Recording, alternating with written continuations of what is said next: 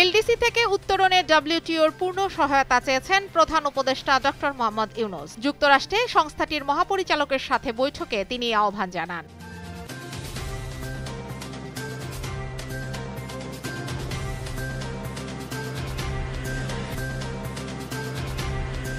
জুলাই গণ অভ্যুত্থানে মানবতাবিরোধী অপরাধের মামলায় শেখ হাসিনা ও আসাদুজ্জামান খান সহ ৩ জনের বিরুদ্ধে আজ আন্তর্জাতিক অপরাধ ট্রাইব্যুনালে সাক্ষ্য দেবেন এই মামলার স্পেশাল ইনভেস্টিগেটিং অফিসার ও প্রসিকিউটর তানভীর জোহা।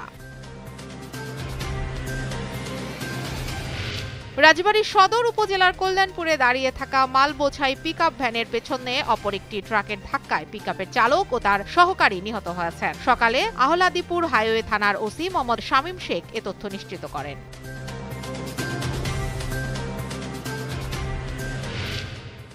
দক্ষিণ চীন সাগরে উদ্ভূত সুপার টাইফুন রাগাসার আঘাতে তাইওয়ানে এ পর্যন্ত ১৪ জন নিহত হয়েছেন। এছাড়া আহত হয়েছেন আরও ১৪ জন। এখনও নিখোঁজ অন্তত ৩০ জন।